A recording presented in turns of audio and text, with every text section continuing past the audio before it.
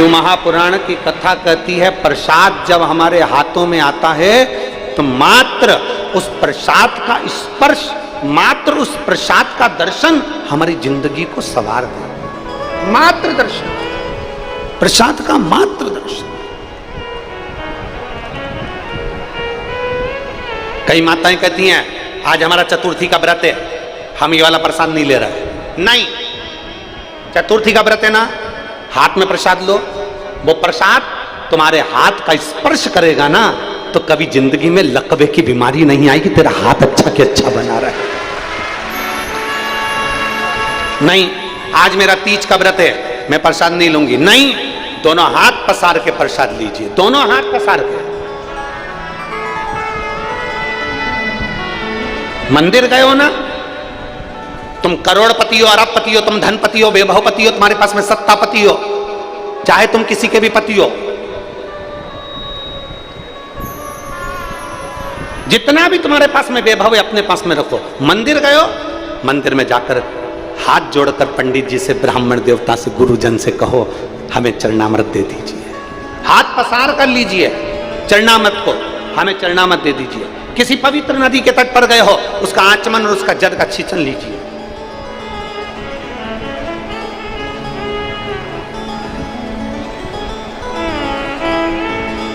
वो कितना फल देगा। एक पत्र है, देखिए।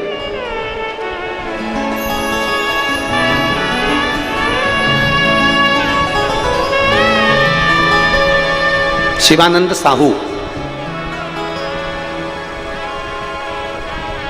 लोकेश्वरी साहू, ग्राम अरसनाश पाटन। क्या लिखा है? अरसनारा, सही है? अरसनारा पाटन, जिला दुर्ग, छत्तीसगढ़। कहीं बैठे हो तो हाथ हिला सकते हैं। अगर कहीं बैठे हो तो अपना दोनों हाथ हिला सकते हैं। शिवानंद साहू, लोकेश्वरी साहू। पत्र को आप लोग एलईडी पर पढ़ सकते हैं। आपके सामने जो एलईडियां हैं, टीवी हैं, उस पर भी आप पत्र पढ़ सकते हो। शिवानंद साहू, लोकेश्वरी साहू, अरसनारा पाटन, जिला दुर्ग, छत्तीसगढ़। मेरा मोबाइल नंबर ये है। गुरुजी, एक लोटे जल का मैं क्या वर्णन करूं। मेरे पति के मुख में गांठ हो गई थी और हमें पता चला तो हमने रायपुर के एम्स हॉस्पिटल में टेस्ट करवाया तो पता चला 4 दिसंबर को उनका टेस्ट पॉजिटिव आया और उसमें कैंसर मुख का बताया और मुख का कैंसर था। गुरुजी ने अब कैंसर तो बता दिया, इतनी बड़ी बीमारी को सुनकर चिंता तो होती है, टेंशन तो होता है। गुरुजी, तब इतनी बड़ी बीमारी सुनकर आपका जो रात्रि को 9:15 वाला उपाय है, शंकर को जल चढ़ाना और उस जल को लाकर आचमन कराना, वो हमने हमारे पति को कराना प्रारंभ करा। और फिर वापिस दूसरी बार जब टेस्ट करवाने के लिए हम फिर वापिस एम्स हॉस्पिटल गए तो बाबा का हम क्या गुणगान करें। डॉक्टर ने देखते से ही कह दिया कि गठान गल गई है और कैंसर नहीं है। यह शिव तत्व है जिसकी रिपोर्ट मैं अपने इस के साथ लगा रही हूं। पूरी रिपोर्ट लगा कर दी है। प्रथम कैंसर की रिपोर्ट, कैंसर बताया गया, फिर दूसरी रिपोर्ट में कैंसर नील आया। ये अगर कहीं बैठे हों तो हाथ हिला सकते हैं और आ सकते हैं एक बेलपत्र लेने के लिए, आप आमंत्रित हैं। शिवानंद साहू, लोकेश्वरी साहू, अरसनारा पाटन, जिला दुर्ग, छत्तीसगढ़। मेरा मोबाइल नंबर ये शिव तत्व है, ओ घड़ी है शंभु। अब इसमें कोई सियोर वाला महाराज नहीं आया, इसमें ना कोई ने भभूति दी, ना बेल दी, ना नारियल दिया, ना कुछ दिया। यहां तो तुम्हारा विश्वास काम आया कि तुम भगवान शंकर के मंदिर जाना प्रारंभ कर दिए, अपने दिल की बात अपने महादेव से कहना प्रारंभ कर दिए, तो महादेव ने आपके दिल की बात को सुनकर मेरे देव अधिदेव महादेव ने बड़ी से बड़ी बीमारी को भी समाप्त कर दिया। ये शिव तत्व है, यो घड़ी तत्व है। और हमने पहले भी कहा है, हमारे YouTube चैनल पर एक 9:15 पर करने वाला उपाय उसमें डला हुआ है, जिसको हमने 6 साल या 4 साल पहले वाचन किया है। 4 साल पहले हमने बताया था कि रात्रि को 9:15 पर शंकर जी को चढ़ाया गया जल बेलपत्र एक ऐसी औषधि निर्मित कर देती है जिससे बड़ी से बड़ी बीमारी भी एक ना एक दिन समाप्त हो जाती है, चाहे वो किडनी से जुड़ी हो, चाहे लीवर से जुड़ी हो, चाहे कैंसर से जुड़ी हो। उसका तत्व ही है।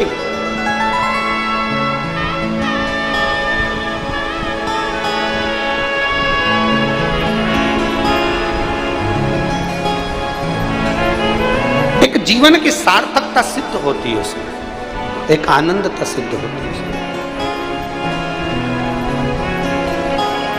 और शंभो शरणे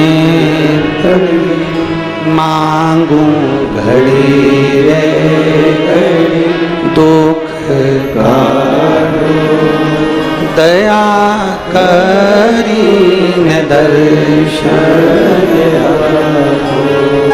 शंभो शरणे मांगू घड़ी रे घड़ी दुख काटो दया करीन दर्शन आपो। शिव तत्व की प्रबलता आपके विश्वास में,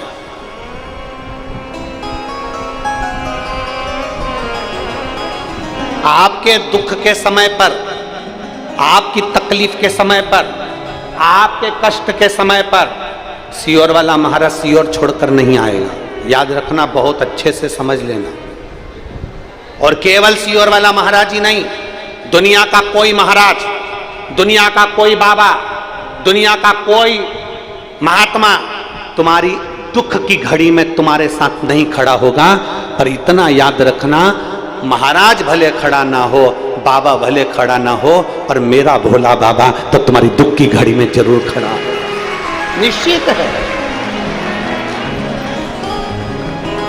मेरा भोलेनाथ तुम्हारी दुख की घड़ी में खड़ा है, मेरा शंभुनाथ तुम्हारी दुख की घड़ी में खड़ा है। और अंत समय प्रभु देखो, ये लाइन को हम अकेले नहीं गाएंगे, तुम भी जितने पंडाल वाले, सारे पंडाल वाले बोलो, अंत समय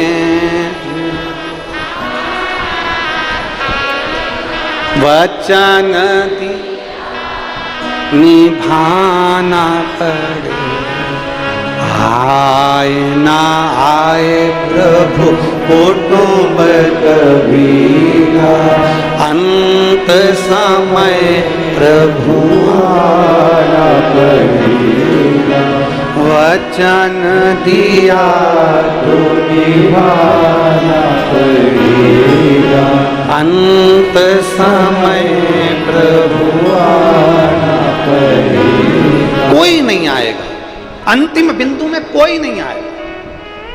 तुम्हारा 50 लाख का कर्जा हो जाए, तुम एक एक रिश्तेदार के हाथ पैर जोड़कर देख लेना, हम देखें कौन तुम्हारा 50 लाख का कर्जा चुका सकता है। कितनी बड़ी बीमारी तुम्हारे शरीर में आ जाए, लोग दवाई करा देंगे, अच्छे हॉस्पिटल में पहुंचा देंगे, पर कौन होगा जो उस दर्द को सहन करेगा, उस कष्ट को सहन करेगा? तुम्हारा कष्ट तुम्हें सहना है, तुम्हारा दर्द तुम्हें सहना है।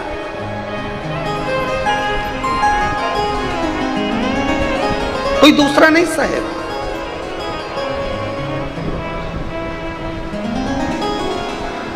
अपने कष्ट को अपने को सहना, अपने दर्द को अपने को सहना। हॉस्पिटल में पलंग पर अकेले पड़े हो गए, सब आएंगे, देखेंगे, मिलेंगे, एप्पल भी लाएंगे, नारियल पानी भी लाएंगे, सब रखेंगे, पर सब पड़ा हुआ है, सब रखा हुआ है, पर कोई दर्द को बांटने वाला नहीं होगा। तुम्हारे शरीर के रोग को, तुम्हारे कष्ट को कोई बांटने वाला नहीं होगा। तुम्हारे दर्द को, तुम्हारे दुख को, तुम्हारे कर्जे को, तुम्हारी तकलीफ को कोई नहीं बांटेगा। बस केवल तुमने जो शंकर भगवान को एक लोटा जल चढ़ाया है, वो देवाधिदेव महादेव नंदी लेकर आएगा और तुम्हारे दुख को काट कर जाएगा।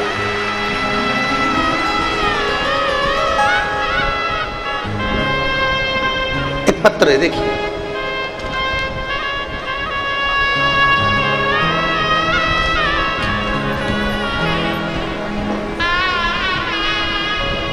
मैं अन्नू मिश्रा, पत्नी श्री अवनीश मिश्रा, जिला मैनपुरी, उत्तर प्रदेश से यहाँ आई हूँ। उत्तर प्रदेश की रहने वाली हूँ, मैनपुरी की। मैं अन्नू मिश्रा, पत्नी श्री अवनीश मिश्रा, मैं जिला मैनपुरी, उत्तर प्रदेश की रहने वाली हूँ। कहीं बैठी हैं? हाथ हिलाइएगा। आप ही हैं? श्री शिवाय नमस्तुभ्यं। एक बार वापिस हाथ हिला दो। मैं अन्नू मिश्रा, पत्नी श्री अवनीश मिश्रा, जिला मैनपुरी, उत्तर प्रदेश की रहने वाली हूँ। मैं भोलेनाथ का क्या वर्णन करूँ? बेटी आई है क्या साथ में? आई है? लिया इसको, लिया, लेके आ जाओ इसको। मैं उत्तर प्रदेश से आई हूँ गुरुदेव। मैं अन्नू मिश्रा, पत्नी अवनीश मिश्रा, जिला मैनपुरी, उत्तर प्रदेश की रहने वाली हूँ। पत्र को आप लोग हमारे साथ में एलईडीओं पर, टीवी पर पढ़ सकते हैं। जिला मैनपुरी, उत्तर प्रदेश की रहने वाली हूँ। भोलेनाथ की कृपा का मैं क्या वर्णन करूँ गुरुदेव। मेरी बेटी संध्या मिश्रा, उम्र 6 वर्ष है, जो ठीक प्रकार से बोल नहीं पाती थी, और उसके सिर के पिछले भाग में एक गठान हो गई थी, जिसका इलाज हमने कानपुर के हॉस्पिटल में कराया, जहां डॉक्टर ने बताया कि इसका ऑपरेशन करना पड़ेगा। फिर इसको हमने भोपाल में अच्छे से अच्छे हॉस्पिटल में दिखाया, वहां भी डॉक्टर ने बताया कि इसका ऑपरेशन कराना पड़ेगा। गुरुदेव, हमने आपकी कथा में सुना था कि रुद्राक्ष का जल देने से बड़ी से बड़ी बीमारी ठीक हो जाती है।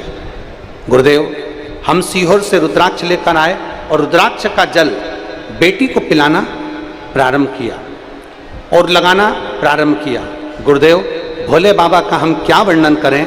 आज मेरी बेटी के सिर की गांठ पूरी तरह से समाप्त हो गई है और मेरी बेटी 90% बोलने लगी है। मैं बाबा को यहाँ नमन करने के लिए उत्तर प्रदेश से आई हूँ।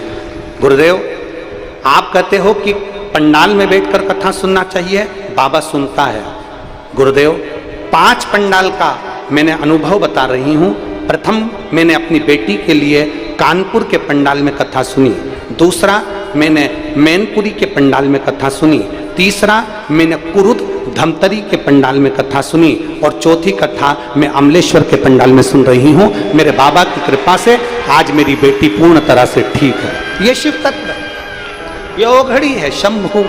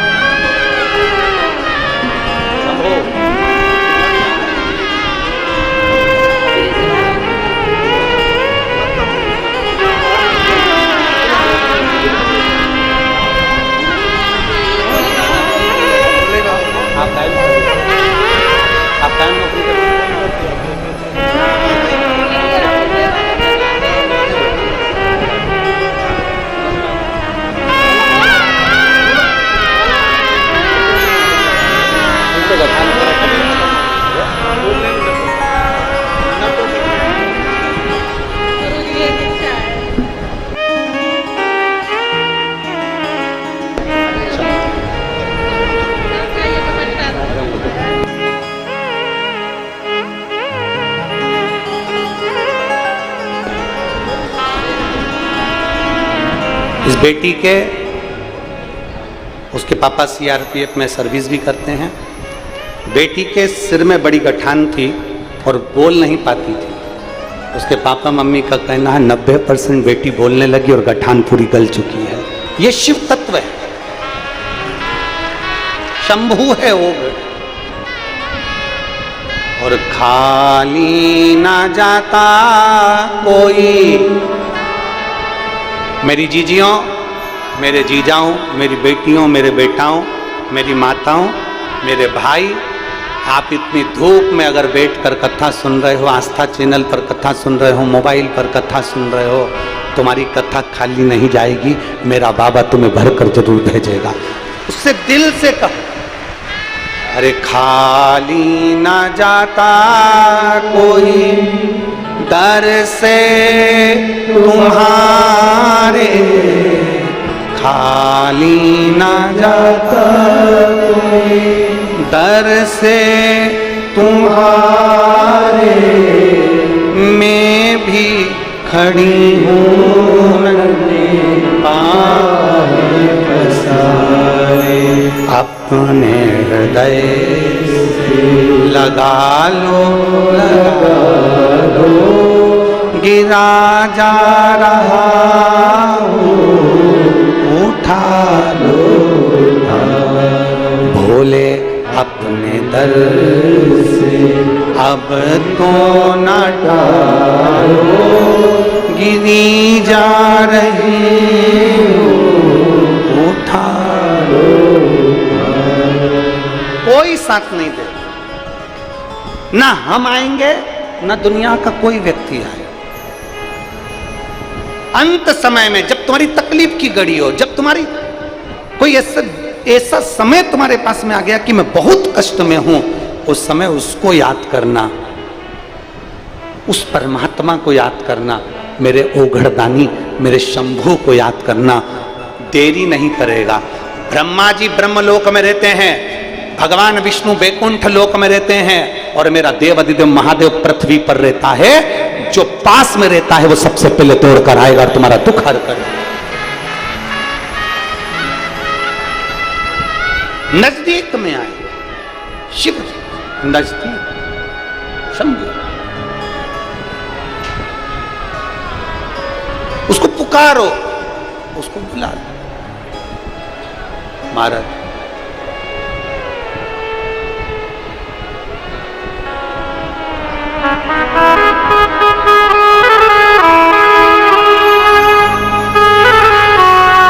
तो जितना आप दिल से पुकारोगे वो उतना दिल से आपके सम्मुख में, उसको जितना दिल से पुकारोगे और आप हृदय से जब उसको आमंत्रित करोगे तो वो आएगा, पहुंचेगा जरूर, दुख हरेगा जरूर। धर्मगुप्त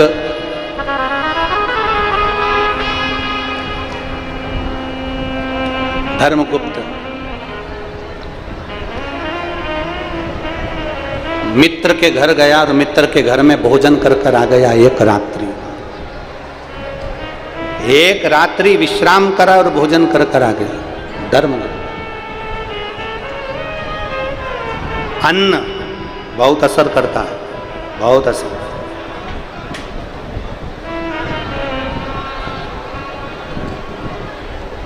आप लोगों में से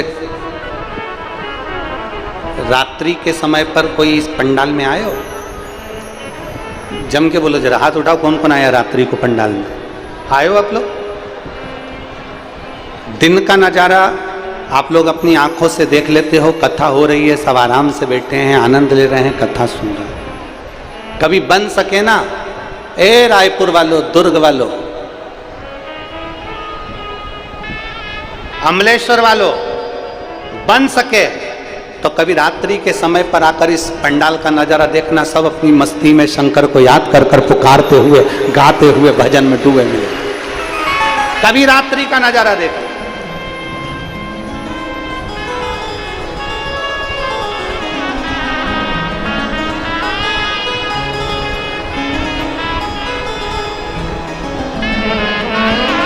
कभी मौका मिल जाए तो रात्रि का नजारा आकर देखिए। एक बार पंडाल में पहुंच कर देखो, बांटने वाले पानी बांट रहे होंगे, बांटने वाले बिस्कुट बांट रहे होंगे। रात्रि के समय पर कोई घर से पोहा बना कर लाएगा, कोई भोजन बना कर लाएगा, सबको बांट रहे होंगे और लोग भजन में डूब कर नाच रहे होंगे, कूद रहे होंगे, भगवान शंकर को याद कर रहे होंगे। कुंभ में 12 साल में कुंभ का नजारा एक बार देखने को मिलता है। कुंभ का नजारा एक बार दर्शन करने को मिलता है। और शिव महापुराण का ये कुंभ ऐसा कुंभ है जो हर 7 दिन में नजारा दर्शन करने को मिलता है। इसका आनंद लीजिए, इसका आनंद।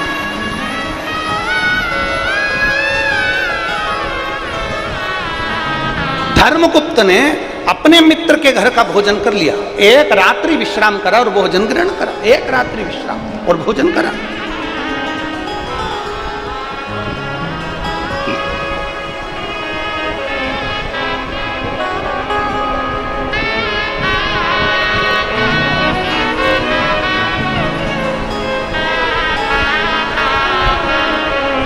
और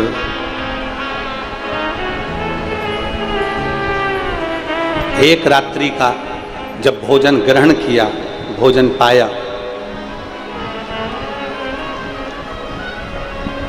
भोजन किया, बुद्धि में जिस दोस्त के घर का भोजन करा था, जिस मित्र के घर का भोजन करा था, वो मित्र जिसके घर का भोजन किया है, जिसके यहाँ का भोजन किया है, वो मित्र धोखेबाज था।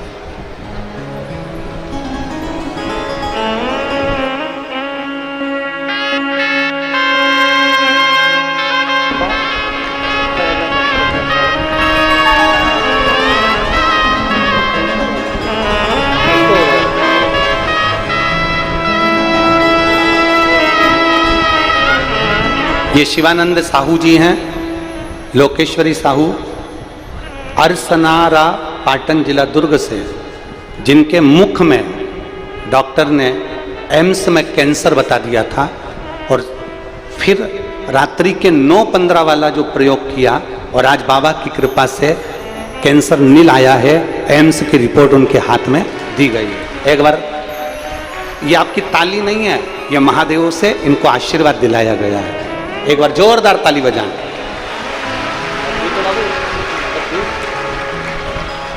पूरा मुख ठीक है, बस रो मती बेटा, अब तो अच्छा हो गया, अब तो बाबा ने सुन लिया और क्या चाहिए, ठीक है ना मुख पूरा।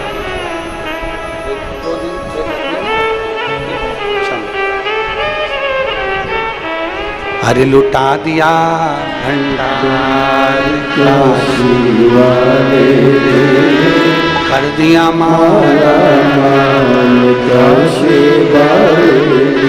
अपने भीतर एक धर्मगुप्त एक रात्रि को विश्राम करके मित्र के घर का भोजन करता रहा। एक रात एलईडियां चालू करो ना भाई, एलईडी चालू क्यों नहीं, एलईडी नहीं चालू है तो दूसरी लाइट लगवा, एलईडियां चालू करो, लोग परेशान हो रहे हैं।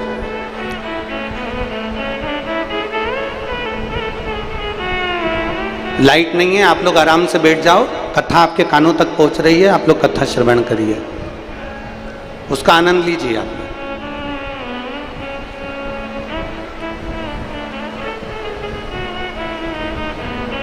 धर्मगुप्त ने अपने मित्र के घर का भोजन किया, मित्र के घर का।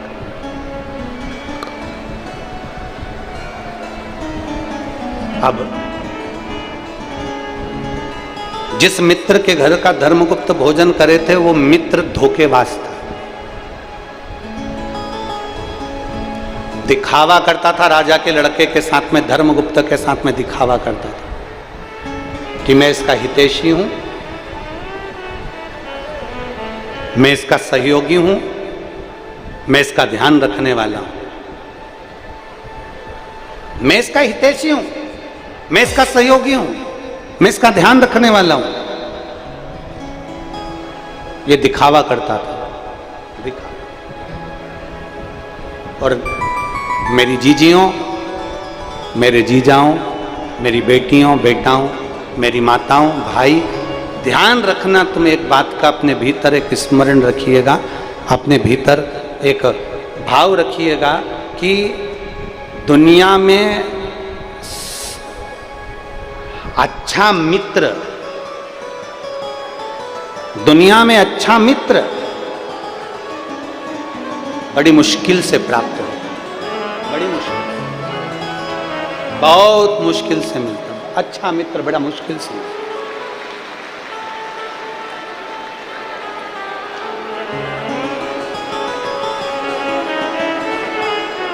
दुनिया में अच्छे मित्र बड़ी मुश्किल से प्राप्त होते,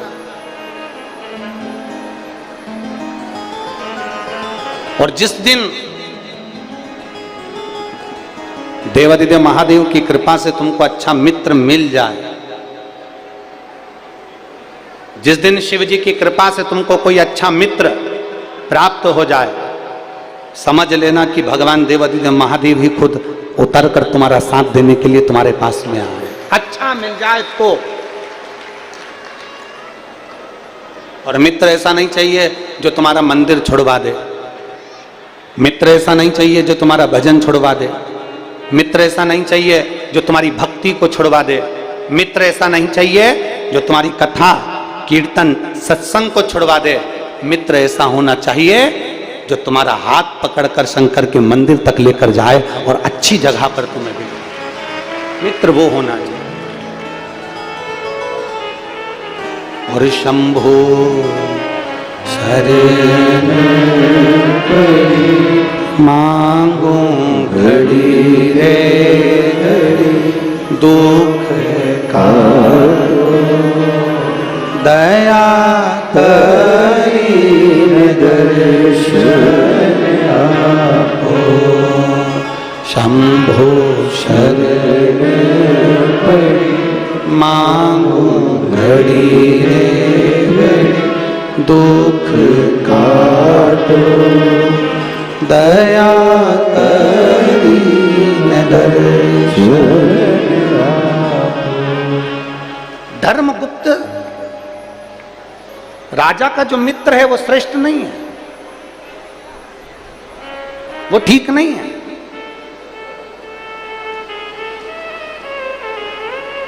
उसकी श्रेष्ठता नहीं।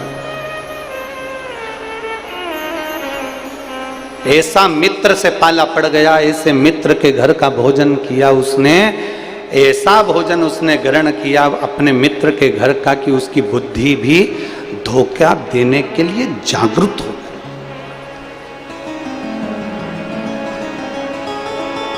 धोखा देने के लिए जागृत हो गई। और हुआ क्या? धर्मगुप्त एक दिन वन में मृगा करने के लिए गया, और वन में आखेट खेलने के लिए जैसे ही गया, जाते जाते जाते जाते रात्रि हो गई और उसकी बुद्धि ध्यान नहीं दे पाई कि रात हो गई। और आधी रात को वो घने जंगल में फंस गया। घने जंगल में फंसा, एक आम के पेड़ के ऊपर चढ़कर बैठ गया। घने जंगल में फंसा।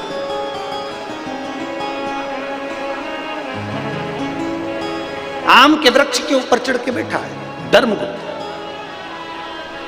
अब रात्रि का समय, भय लग रहा है, कोई सिंह ना खा ले, कोई शेर ना आ जाए, कोई चीता ना आ जाए, कोई सिंह मुझे भक्षण ना करे। भय लग रहा है उसको।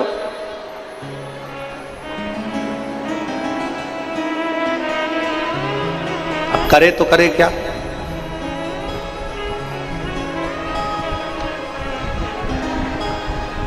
भय लग रहा है, बैठा है पेड़ के ऊपर। आधी रात को एक भालू के पीछे शेर दौड़ता दौड़ता आया, और भालू भागता भागता भागता भागता एक रीछ भागता भागता आया, आम के पेड़ के ऊपर चढ़ गया।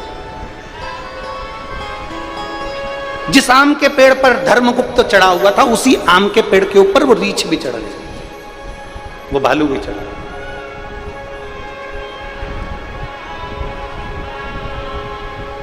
अब धर्मगुप्त को गुस्सा आया। धर्मगुप्त ने तुरंत धनुष और बाण उठाया और रीछ को मारने के लिए जागरूक हुआ। इतने में रीछ बोला, मुझे मत मारो, देखो मेरे पीछे शेर पड़ा हुआ है, सिंह मेरे पीछे पड़ा है, ये शेर मुझे खा जाएगा, तुम चिंता मत करो, मैं तुम्हारा साथ दूंगा, मैं तुम्हें नहीं खाऊंगा। रीछ कहता, मैं तुम्हें परेशान नहीं करूंगा। ठीक है, मैं भी इस पेड़ पर रहता हूं और तुम भी इस पेड़ पर रहो। मैं भी आम के पेड़ पर चढ़ा हूं, तुम भी आम के पेड़ पर चढ़े रहो। नीचे शेर है, आप और मैं दोनों मिलकर इस शेर को भगा देंगे, तुम चिंता मत करो, सो। अब रीछ ने कहा, एक काम करो, तुम पहले सो जाओ, फिर मैं सो जाऊंगा, तुम जाग जाना। शेर नीचे है, अपन एक दूसरे का ध्यान रखेंगे। अब थोड़ी देर बाद राजा ने कहा, तू मुझे खा तो नहीं जाएगा? रीछ ने सौगंध खाली मैं नहीं खाऊंगा, तुम सो। राजा सो गया। धर्मगुप्त जैसे ही सोया, आधी रात को धर्मगुप्त की नेत्र खुले। खुलते से ही अब उसने रीछ से कहा, रीछ तुम सो जाओ। जब राजा सोया, धर्मगुप्त जैसे ही सोया तो नीचे जो शेर था, शेर ने रीछ से कहा, फेंक दे राजा को नीचे। रीछ कहता, नहीं, मैंने इसको वचन दिया है, मैं नीचे नहीं फेंक सकता, मैं इसको धोखा नहीं दे सकता, मैं तेरे सामने इस राजा को नहीं फेंकूंगा। सो गया। राजा सो रहा है, रीछ जाग रहा। आधी रात को राजा उठ गया, रीछ सो गया। रीछ से कब तुम सो जाओ? रीछ सोया। नीचे से शेर ने राजा से कहा, धर्मगुप्त, राजा फेंक दे इस रीछ को नीचे, सो रहा है ये, फेंक दे नीचे, इस रीछ को नीचे फेंक दे राजा, मेरी बात मान ले, नहीं तो बाद में तुझे खा जाऊंगा। इतने में तो राजा ने तुरंत धक्का देकर रीछ को नीचे फेंकने वाला था। इतनी देर में उस रीछ ने एक आम की डाली को पकड़ लिया और पकड़कर रीछ उस आम की डाली को पकड़कर बच गया। और राजा से उस रीछ ने कहा कि धन्य है रे राजा, देख मैंने तुझे धोखा नहीं दिया, जानवर होकर, पशु होकर, जीव जंतु होकर मैंने तुझे धोखा नहीं दिया, पर राजा तूने मुझे धोखा दिया, तूने मुझे धोखा दिया। राजन, मैं अंगिरा, मैं तेरी परीक्षा लेने के लिए आया था। आज मैं तुझे श्राप देता हूं राजन, पृथ्वी पर तू पागल बनकर जन्म लेगा। अगला जन्म जो तेरा होगा तू पागल बनकर जन्मेगा। राजा हाथ जोड़कर कहता है, मुझे क्षमा कर दो, गलती। अंगिरा जी कहते हैं, अगर मनुष्य का शरीर मिला है, मानव की देह मिली है, मानव का शरीर मिला है, तो इतना याद रखना कि किसी को धोखा मत देना जिंदगी में। अगर धोखा दिया है तो किसी पागल खाने में जाकर पागल को देख लेना और अगला नंबर अपना भी लिख लेना कि अगला नंबर इस पागल की गिनती में हमारा भी होने वाला है, क्योंकि हमने धोखा दिया है। किसी को धोखा मत। जरा सी प्रॉपर्टी के चक्कर में, जरा से धन के चक्कर में, जरा सी सत्ता के चक्कर में, जरा से वैभव के चक्कर में, जरा सा नाम के चक्कर में हम एक दूसरे को धोखा देने के लिए तैयार बैठे हैं। जरा सी कुर्सी के चक्कर में हम एक दूसरे को लात मारने के लिए तैयार बैठे हैं। जरा सी प्रॉपर्टी के चक्कर में हम भाई भाई को नुकसान पहुंचाने के लिए तैयार बैठे हैं। और ईमानदारी से बोलो, अच्छे से अच्छे सूरमा शमशान में राख का ढेर बन गए।